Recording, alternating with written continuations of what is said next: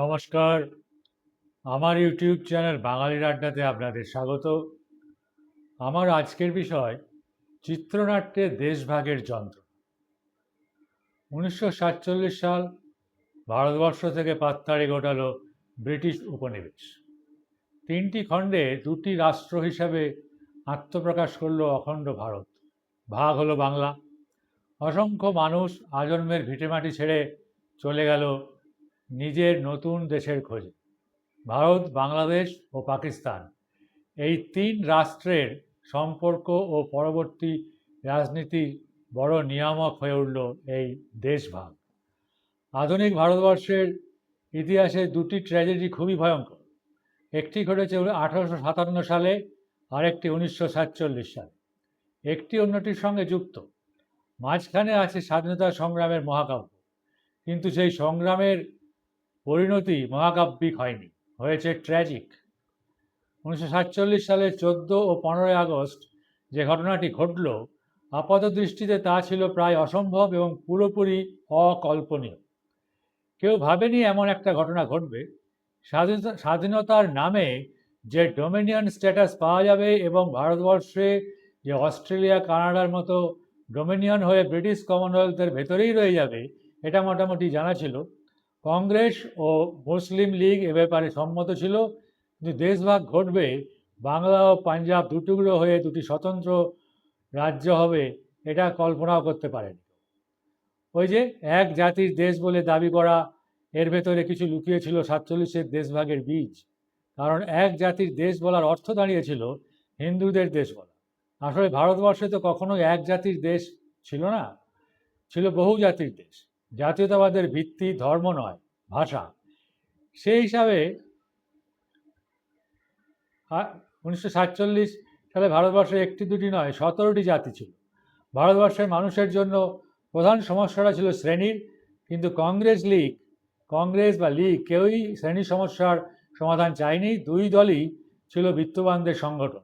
তারা চেয়েছে ইংরেজ শাসকরা তাদের কাছে ক্ষমতা হস্তান্তর করে চলে যাবে এবং তারা গদিতে বসে ঠিক সেভাবেই দেশ পালন করবে যেভাবে ইংরেজরা করেছে।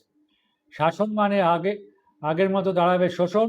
শ্রেণী বিভাজনের সমস্যার সমাধান করতে যে সমাজ বিপ্লবের প্রয়োজন ছিল, সেটা কংগ্রেস ও মুসলিম লীগ কেউই চায়নি, ইংরেজরাও চাই। ধর্মকে কংগ্রেস ও লীগ উভয়ই ব্যবহার করেছে এবং ইংরেজ তাতে হাওয়া দিয়েছে। সাম্প্রদায়িকতা শেষ পর্যন্ত রূপ নিয়েছে সাম্প্রদায়িক দাঙ্গার এবং সিদ্ধান্ত দাঁড়িয়েছে দেশভাগ ছাড়া গত্যন্তর নেই। প্রশ্ন ওঠে, এর দায়িত্ব কার কতটা? দৃশ্যমান দায়িত্ব কংগ্রেস ও লীগের। কংগ্রেসের অধিক, কারণ তাদের এক জাতি তত্ত্বের কারণেই দ্বিজাতি তত্ত্বের উদ্ভব হয়েছে। কংগ্রেস অবশ্য বলবে যে স্বতন্ত্র বাসভূমির দাবি লীগই করেছিল। আসলে লীগের দাবিটা ক্রিয়া নয়, প্রতিক্রিয়া। তবে কাজের আসল কাজই কংগ্রেস নয়, লীগও নয়, ইংরেজ শাসক। পাকিস্তান তো হওয়ারই কথা নয়, কারণ পাকিস্তান জাতি বলে কোনো জিনিসেরই অস্তিত্ব ছিল না। ছিল বাঙালি, পাঞ্জাবি, সিন্ধু, বেলুচ ও পাঠান। এমনকি ভাষাভিত্তিক জাতীয়তাবাদের ভিত্তিতে যে বাংলাদেশের অভ্যুদয়, সেখানেও ধর্মনিরপেক্ষতাকে আপোস করতে হয়েছে। রাষ্ট্রধর্ম ইসলামের সঙ্গে, কারণটা পুরনো শ্রেণী চেতনাকে বিকশিত হতে না দেওয়ার বাসনা। রাজনীতিতে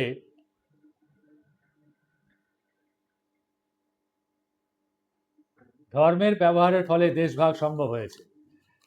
ঋত্বিক ঘটক বলেছিলেন, আমরা আসলে উদ্বাস্তু মানসিকতার শিকার। সুবর্ণরেখা ছবির সূত্র হিসাবে উদ্বাস্তু সমস্যা কাজ করেছে। কেউ উদ্বাস্তু নয়, প্রেস কর্মচারীর সংলাপ এটা। আমরা সকলেই যে জীবনের মূল হারিয়ে বাস্তুহারা হয়ে গিয়েছি, একথাটাই ঋত্বিক সুবর্ণরেখা ছবিতে বলতে চেয়েছিলেন।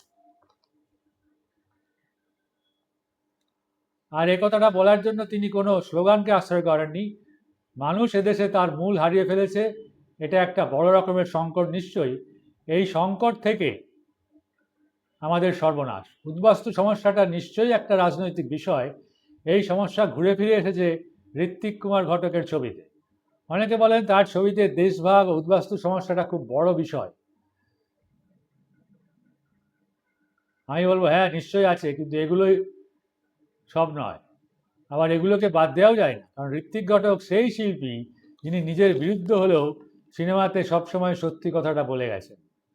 পাশ্চাত্যে আন্দ্রেই তারকভস্কি সঙ্গে এখানে যেন কোথায় নিবিড় যোগাযোগ।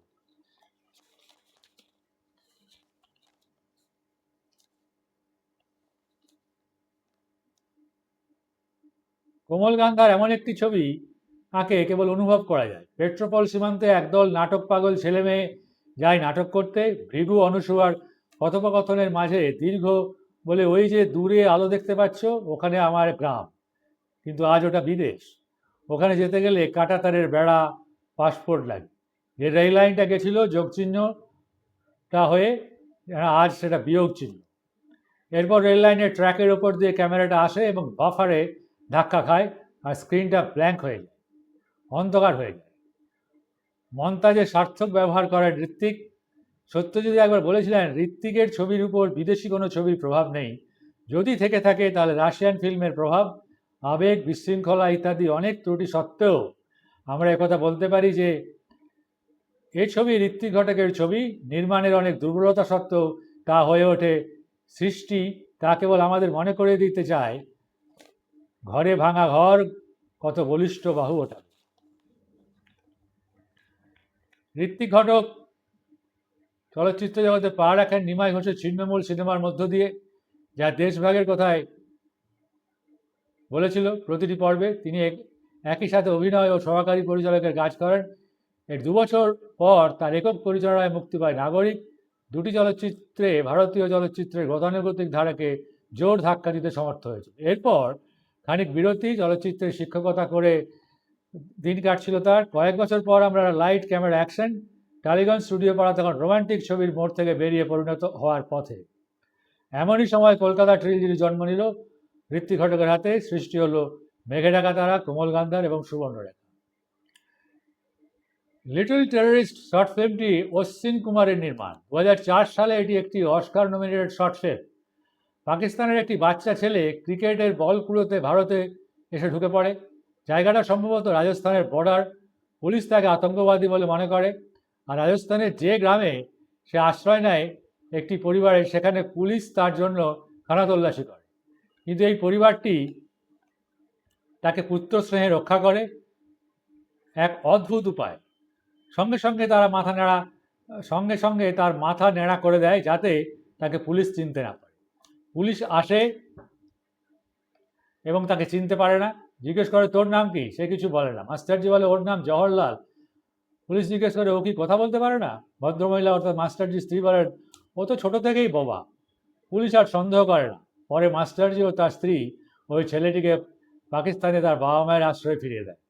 ছবিতে মাস্টারজি আর তার স্ত্রী ও এই বাচ্চা ছেলেটির মধ্যে যে আবেগঘন দৃশ্য নির্মিত হয়, পরিচালক অতি সহজেই তা দর্শকের মধ্যে ইনজেক্ট করে দিতে পেরেছে।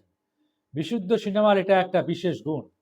আর একটা বিষয় মনে হয়, এই ছবিটি দেখে রাষ্ট্র ব্যবস্থা ভারত ও পাকিস্তানের মধ্যে যে সন্দেহ, অবিশ্বাস এর বাতাবরণ তৈরি করেছে, তা কোনোভাবেই দুই দেশের সাধারণ মানুষের মধ্যে কোনো প্রভাবই ফেলেনি। বরং তাদের মধ্যেই সেই সৌহার্দ্যমূলক সম্পর্ক, তা যেন মানবতার জয়গান। রাষ্ট্র নিজের কায়েমি স্বার্থের জন্যই এই বিভেদকে জিইয়ে রাখতে চায়। ছবিটি ফর্ম ও কন্টেন্ট মিলেমিশে একাকার হয়ে গেছে। তার সঙ্গে মিউজিক খুব ভালোভাবেই এই ছবিকে সাপোর্ট করেছে। বর্ডার কে উস পার ছবিটিতে রাজস্থানের 3টি জেলা বিকানির, জয়সলমীর, গঙ্গানগরের সাথে পাকিস্তানের সিন্ধু ও পাঞ্জাবের বর্ডার কাহিনীটি সিনেমাটিক স্পেস হয়ে উঠেছে। কাহিনীটির মধ্যেই বার্তাটি খুব স্পষ্ট যে রুখা সুখা রাজস্থানের প্রাকৃতিক অঞ্চল কিন্তু তাদের রুক্ষ করেনি, বরং সেখানে মানবিক গুণ অধিক পরিমাণে আছে। একদল ভেড়ার নিয়ে রাজস্থানের গ্রামে একটি বাচ্চা ছেলে ভেড়া চড়াতে যায় পাকিস্তানের সীমান্ত মানে কাঁটাতার। সেখানে ছেলেটির একটি ভেড়া কাঁটাতার টপকে পাকিস্তানে চলে যায়।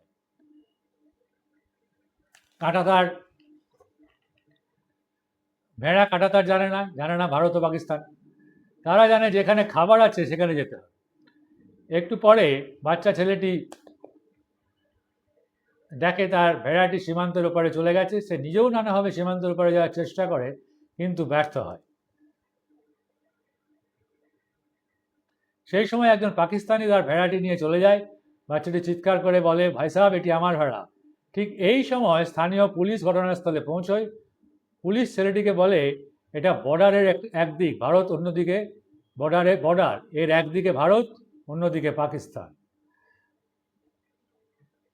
তখন বাচ্চাটি যখন পুলিশের সাথে তর্ক করে আর তার ভেড়াটি ফিরিয়ে আনার জন্য পুলিশকে উদ্যোগ নিতে বলে, তখন পুলিশ বলে আমরা মুনিয়া চাইলে ওরা পাকিস্তান চাইবে, আমরা সন্ধে চাইবো তো ওরা সূর্য চাইবে, আমরা রাত চাইবো তো ওরা দিন চাইবে। এরপর বাচ্চাটি বিফল মনোরথ হয়ে ফিরে আসে বাড়ি। কিন্তু সে ভুলতে পারে না তার আদরের ভেড়াকে, সেটি ওপারে রয়ে গেছে। রাতের বেলায় সে দাদুর সাথে বাইরে শুয়ে পড়ে, আর একটি গ্লাস নিয়ে সে সীমান্তে যায়। দুপুরে একই আকাশ, বাচ্চাটি পাকিস্তানে প্রবেশ করে, তার আদরের ভেড়াটিকে প্রায় ফিরিয়ে আনতে প্রস্তুত হয়। যে বাচ্চা ছেলেটি এখানে আছে, এই ভেড়াটির জন্য ওপারের বাচ্চা ছেলেটির শরীর অনেক ভালো হয়েছে, একথা সে তার মায়ের কাছে শুনতে পায়। দুদিন আগে যখন তাদের ভেড়াটি মারা যায় তখন বাচ্চাটিরও জ্বর হয়। এটি আসার ফলে সে অনেক সুস্থ।